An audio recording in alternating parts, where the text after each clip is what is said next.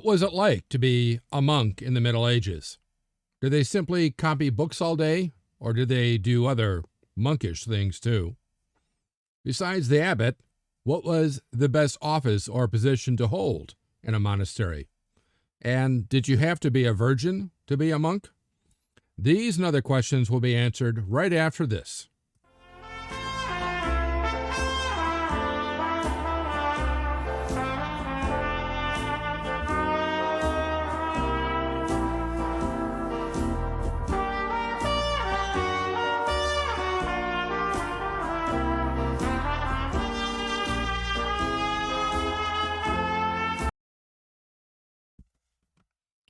I'm Professor Jerome Arkenberg, and I've been teaching a wide variety of history courses across this country for the past 30 years. In this video, I'm going to tell you about where and when monasticism first appeared, the difference between Eremitical and Cenobitic monks, the role and duty of the abbot and other monastic officers and positions, the daily duties and lives of monks, and what were Conversi, novices, and tertiaries. At the end, I'll have the wrap-up quote on this video. But first, make sure to click like, share, and subscribe, and that little bell thingy, so I can continue to bring you more great videos just like this one.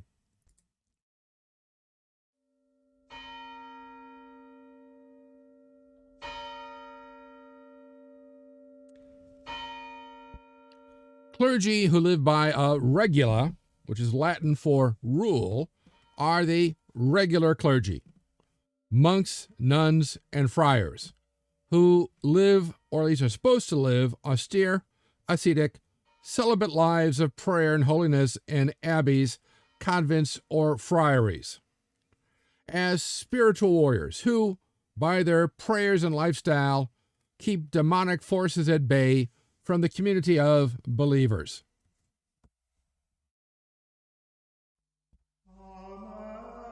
Monasticism began in Lower Egypt in the year 285 AD, when St. Antony, seen here, not drawn from life, but later, and here he's been attacked by demons, must have been a really bad day, anyway, renounced all his property and, like pagan hermits, began a similar lifestyle in the desert.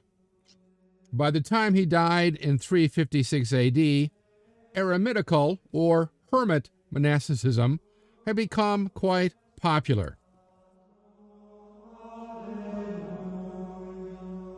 In Upper Egypt, and if you don't know what Upper Egypt is well, here's the right about here is modern-day Cairo. That was also ancient Memphis. And largely this area down to the delta is considered the Lower Egypt. And if this point upwards all the way up here, this is Upper Egypt. Yes, you would think this is upper, that's lower, but it has to do with the direction the Nile flows and the height. So it's higher here and lower down here. Anyway, so Antony hangs out here, St. Tony, and then there were other early Christian monks here. And Pachomius, that's this guy up here, St. Pachomius, starts more in Upper Egypt. Now, there were pagan monks in the desert for nearly 600 years.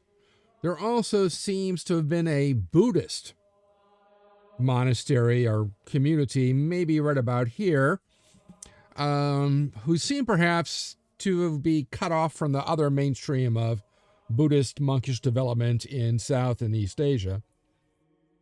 Anyway, in Egypt, St. Pachomius, seen here, came up with the idea of Cenobitical, or communal monasticism. Though these, again, I said, were communities of pagan and Buddhist monks for well over 806 years that he's simply copying from. So in Cenobitical monasticism, monks lived together as a community, usually in an area enclosed by a wall, originally to protect them from bandits and hyenas and other desert animals. They would own all property in common, were presided over by an abbot, and of course live lives of asceticism and constant prayer, because otherwise, remember, Eremitical monks did not live together like this. They lived in their own individual cells, or probably more likely caves out in the deserts. They might come together once a week or once a month for perhaps a common service, but it wasn't seen to be a requirement.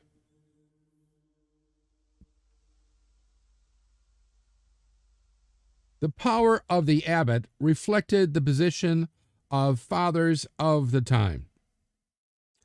Absolute, demanding utter loyalty and obedience, with power of punishment to an extreme. However, the abbot's power was limited by canon law, that's church law, and God's commandments.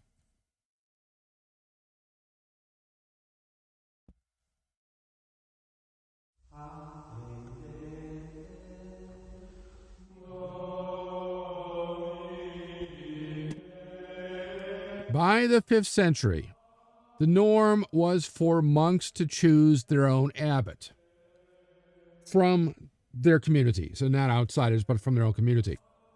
And the abbot served for life unless he resigned or was removed for violating God's commandments. This abbot normally had to be at least 30 years old, which in medieval years was fairly middle-aged. He had to be of legitimate birth.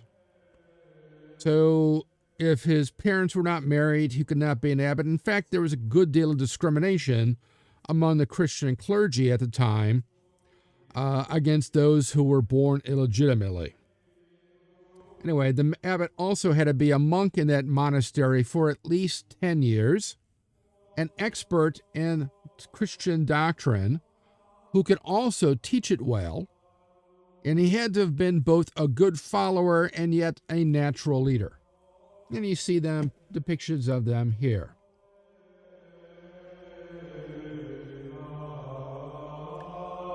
Abbots got special privileges. For one thing, they took the highest seat at Mass and in chapter. All monks had to rise and bow when he entered and left, which was the norm when your own father would enter and leave. He got his own special house, the abbot's house, on monastery grounds. So he lives apart from the rest of the community. Presumably, this was so that he could host visitors, especially visitors of royalty or the nobility, who would expect better rooms when they visit other than a blanket on the floor. Besides, nobility and royalty might give a pretty good donation, so do that. The abbot had his own dinner table in the refectory, the dining room. Again, so it would be easier for him to serve royalty, nobility, and perhaps other guests, maybe a cardinal, a bishop who's wandering. And these people would also get better food, as would the abbot, because the abbot normally ate better than the other monks. Also, the abbot did not have to do manual labor, presumably because he's taking care of all the lands belonging to the abbey. So here we are, the typical abbot sitting at the high seat. Here he is studying or reading, and here he is scolding other monks, while one monk is clearly kissing a prostitute. You know that because this monk is carrying a sock full of money.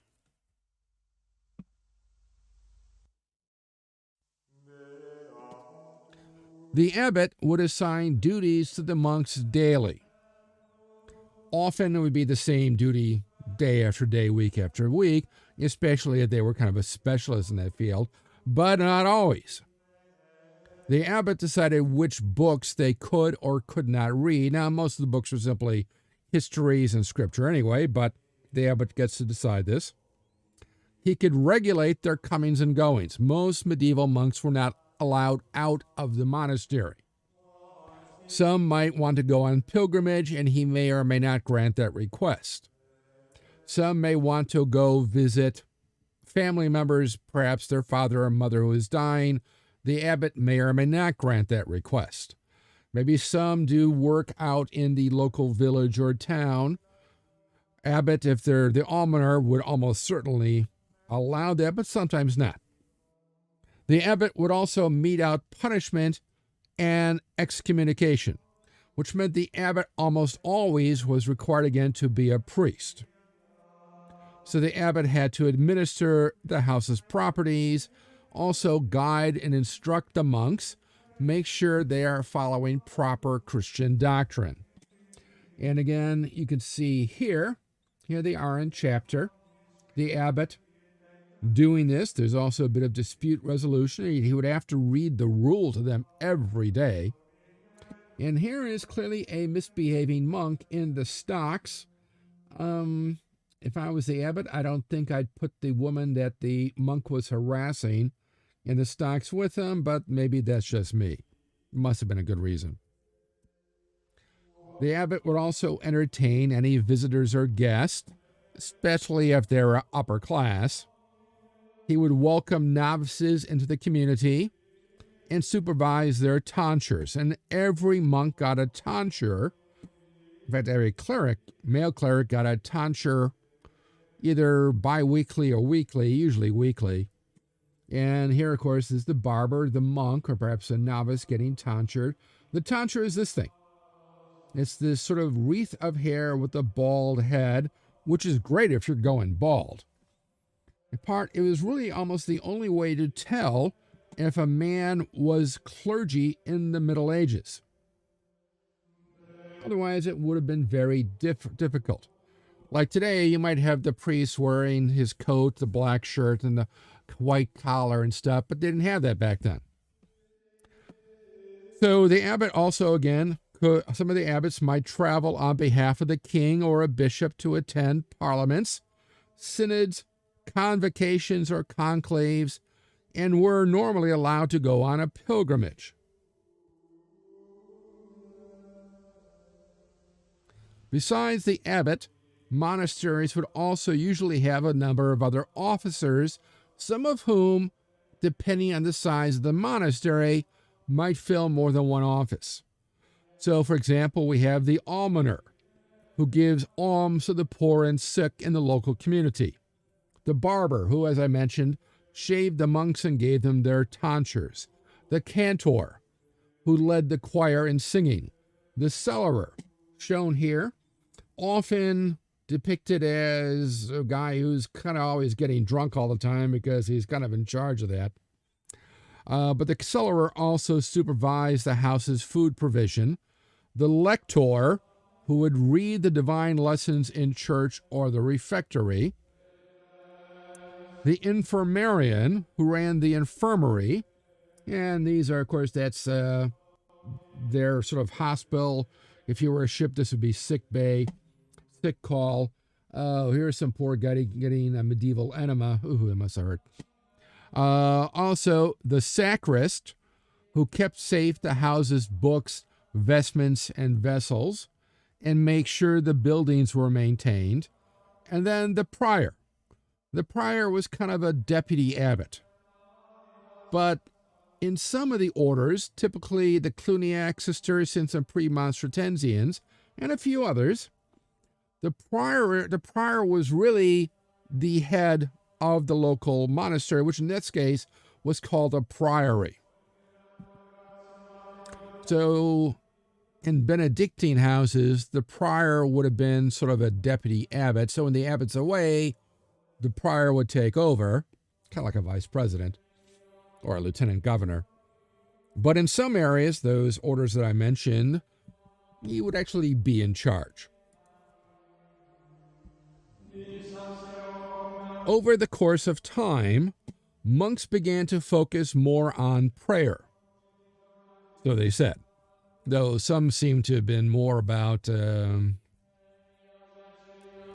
laziness, trying to do other stuff. Anyway, it became the norm to shunt much of the actual work of maintaining the abbey and its lands and maybe doing the gardening and taking care of the agricultural work to what are called conversi, or conversus singular, which is kind of converts, but not quite. These are simply servants, kind of like slaves. Technically, they're not slaves, but they kind of are.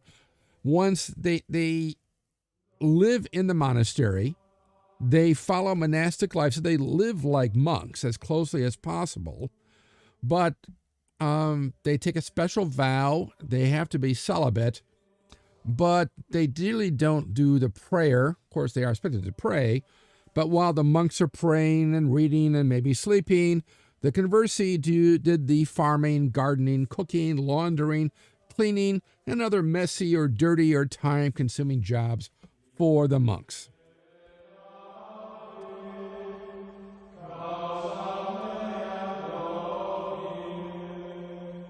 There were also novices, which you see here.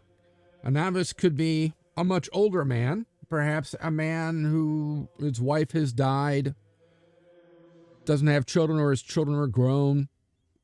He has a yearning to be maybe a monk and can do so. Maybe he's a warrior who has lost his leg or been injured in some way. He can also become a monk. But they're novices, so you need sort of a year or two of this work as a novice before the monks will let you in. It's kind of like a partnership. The monks won't let you be a partner with them, part of the team, unless you've shown you are really dedicated to the job. Now, some novices could be children, and children could be as young as age 7, who were given by their parents to be a monk as a way to rid themselves of children who could not inherit. There might also be, again, the wealthy nobles, merchants, and royalty. Now, if there are children sleep in separate dormitories from the regular monks. They also had to be guarded over by a trustworthy monk, which sort of makes you wonder. Okay. Most orders also had tertiaries, though the Benedictines called them oblates. Tertiaries are laymen, in this case, laity who are men. Some of them live in the monastery as a kind of retirement or rest home. This might include royalty, or even a king maybe who has abdicated, royalty, or the queen's, the king's wife. She's a widow now. Could be nobility.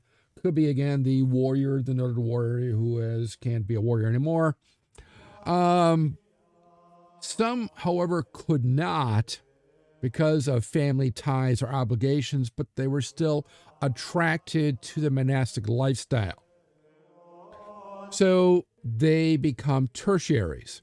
They were to follow the monastic lifestyle as closely as possible, but of course, and they're supposed to pray, even if they're at home, following the canonical hours. But normally they do not live in the monastery with the rest of the monks.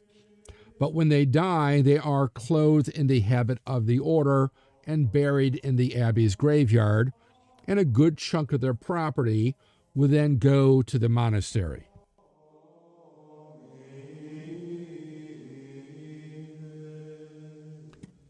Some of the monks might also be mystics, who might engage in various acts of self-mortification, such as fasting, not just any fasting, but more extreme fasting, self-flagellation, wearing of hair shirts or belts of thorns 24/7, though very few of these mystical monks engage in what I call spiritual aerobics, much as female mystics did. Why that is, it's a good scholarly question.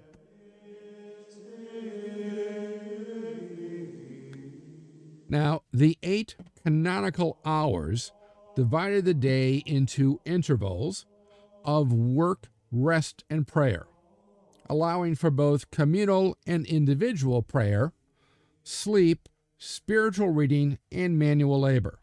And the manual labor would include farming, crafts, teaching, writing, copying books, whatever.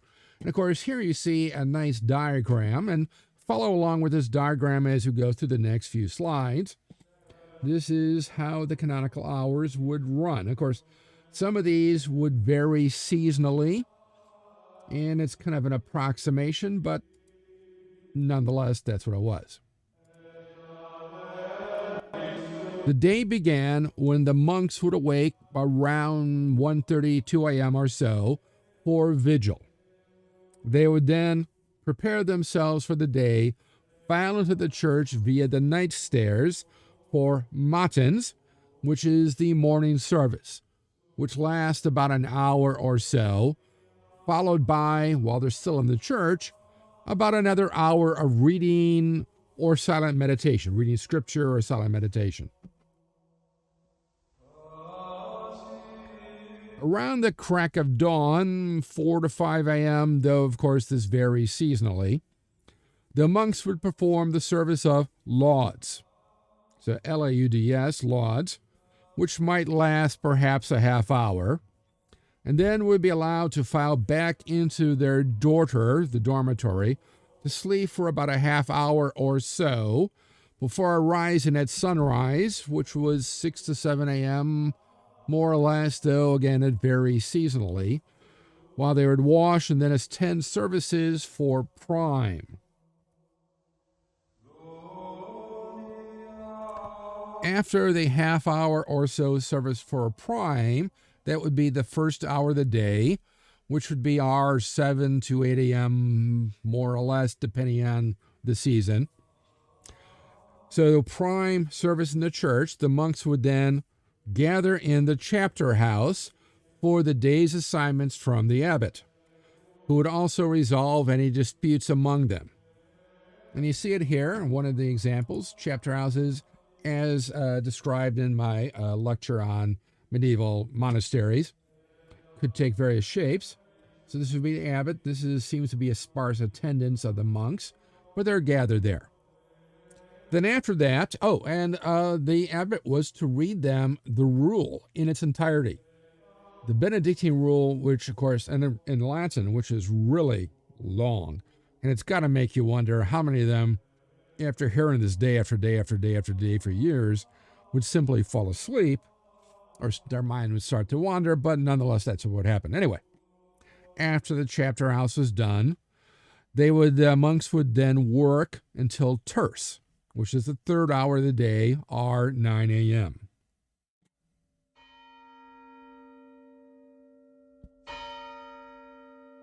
At Terce, again 9 a.m., the monks would file back into church for a high mass, which would run to about 10:30 a.m., more or less, and then file out and do more work until the sixth hour of the day, which is known as Sext, that is noon for us, for the main meal of the day in the refectory, where they would eat in silence while one of their number read passages from Scripture. You can see that here again. In the refectory, it's just a dining room. Monks would sit on these tables, always on the outer edge, so that servers who should be other monks serve them, but increasingly it comes to be the Conversi who serve them. Well, again, one of their number reads to them passages from Scripture, usually from a pulpit like up here. You see it up here.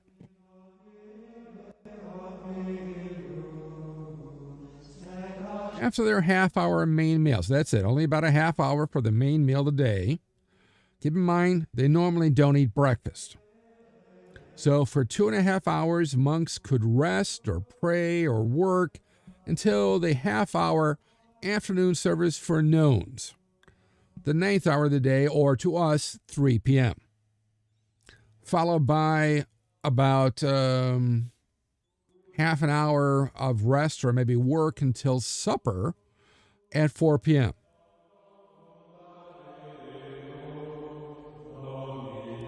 After the half-hour supper, which is largely leftovers from the main meal, there were 2 hours of work until the sunset service of Vespers, around 6 p.m., though, of course, this varies seasonally. So now we're, let's say, in the summertime, 6 p.m. to about 7 p.m., more or less. That would be at sunset is when it would start. And then it would be a half hour or so of reading or prayer And then at twilight, when it really does get totally dark, you have the service for Compline. And that's for us would be around 8 p.m., though, of course, this would vary seasonally. Earlier in the winter, much later in the summertime, though, it depends. Are you further north or more south? Anyway, confusing. After which the monks would file into the dorter for their 6 hours, more or less, of sleep until vigil around 2 a.m., and then the cycle would begin again, and did this every single day. There's nothing special necessarily for Sunday or Saturday. There might be something special for a particular holy day, Christmas or Easter or Pentecost, but normally this is the pattern day after day, week after week, month after month, year after year.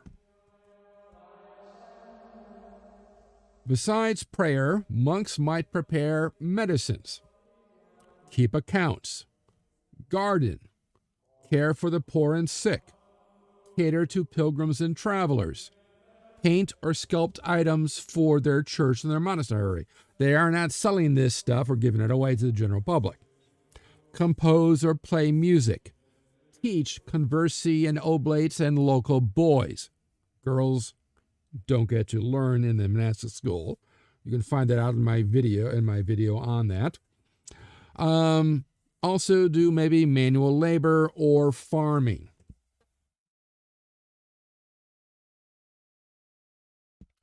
However, most monks did not study, write, or copy books, as these were specialty occupations. Every monastery would normally have an annal, which is a record of their events, surveys of their lands, where the lands are, and how much food it produces. Again, chronicles. There might be customals, which are customs of each manor. So that's the peasants' demand. They might do this with composed music, so they can sing it, religious poetry, etc. Remember, all of this is done only for the monks themselves.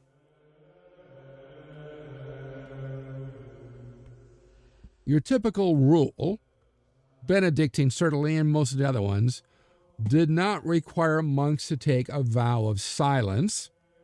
Nonetheless, a set number of hours without talking were usually in order, and monks were expected to be silent as much as possible, except for a short period after dinner, where they could congregate together in either the warming room on a really cold day, or in the common room, or perhaps even out in the cloister.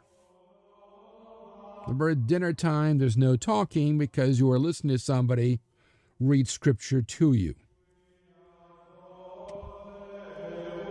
Speaking of dining, meals consisted, whether it's the main meal of the day or supper, meals consisted of bread, cheese, vegetables that are in season or that could be dried out, there's only some, beans. In the Middle Ages, medieval Europe knew only two kinds of beans.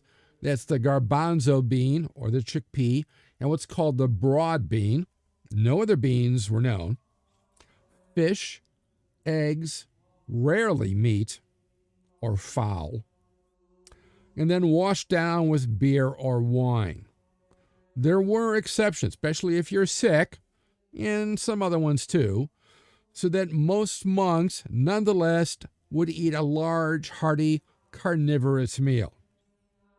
More so if the abbot isn't very strict or is away a lot, but still there are plenty of exceptions. Now, all the various monastic rules required the brethren to give hospitality to those in need.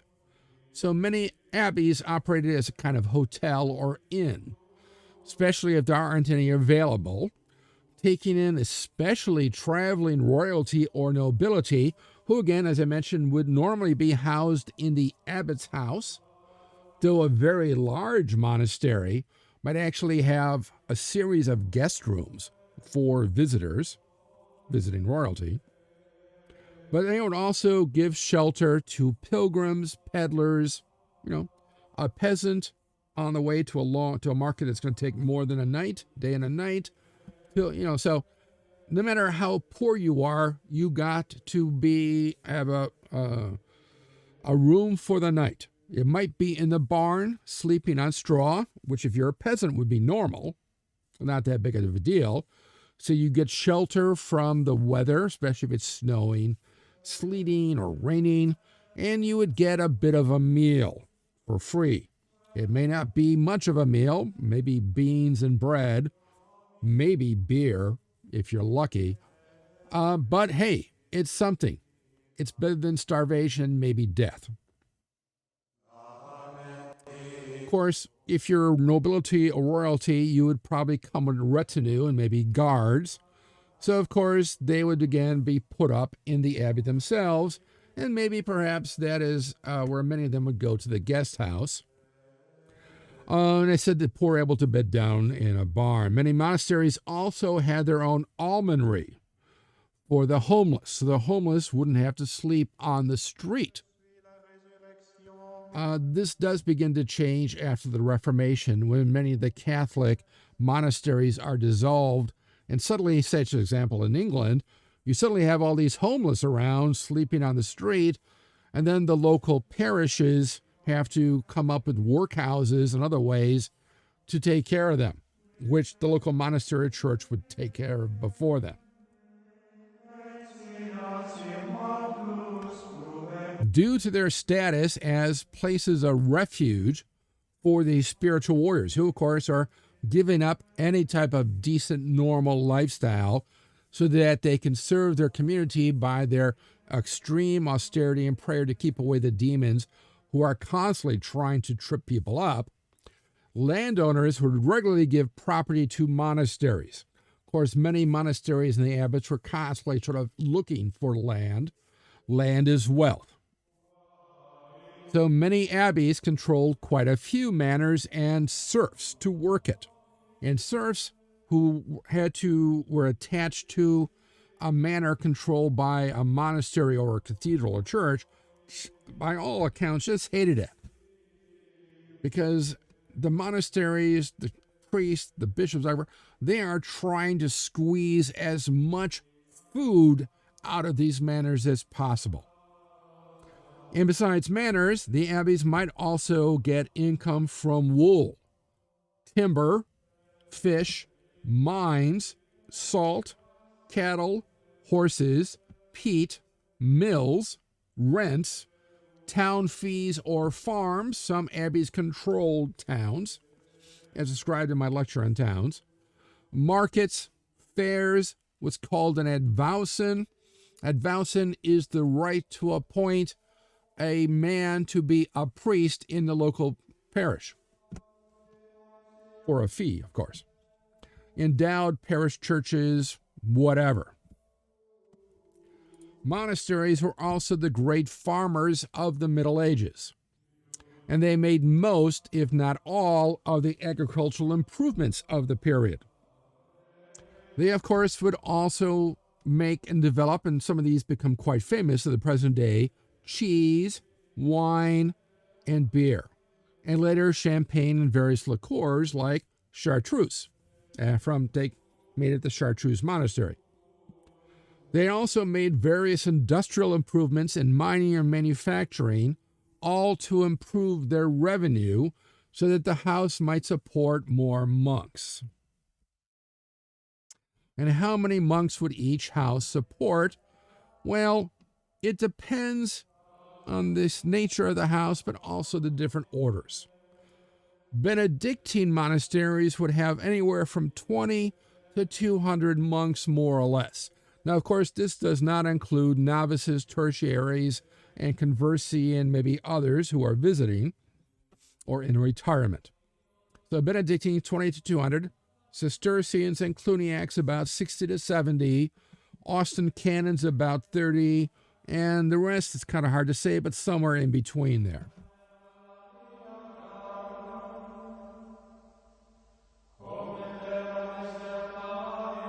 The wrap-up quote.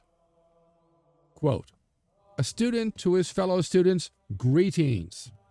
By my friend's advice in the working of God's plan, I hope to assume the monastic habit tomorrow.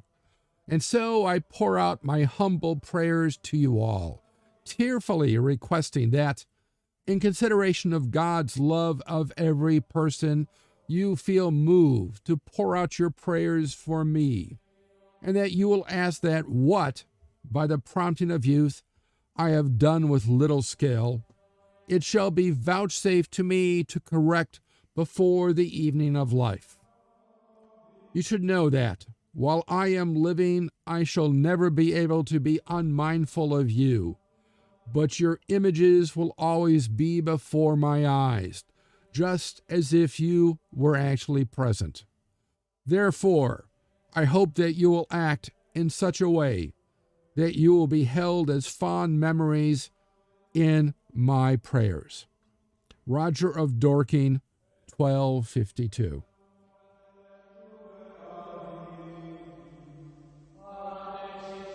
Let me know what you think of this quote in the comment section below. Also, what you liked about this video, and what other historical topics or subjects you'd like to see in future videos. Be sure to click like, share, especially subscribe, as it will help me bring you more great videos, and make sure to click on that little bell thingy so you'll know when the next History Waits for No One video is posted. If you want to know more, there are recommended studies on this topic in the description below, along with other ways to connect with me. Thanks for watching, and I'll see you in the past.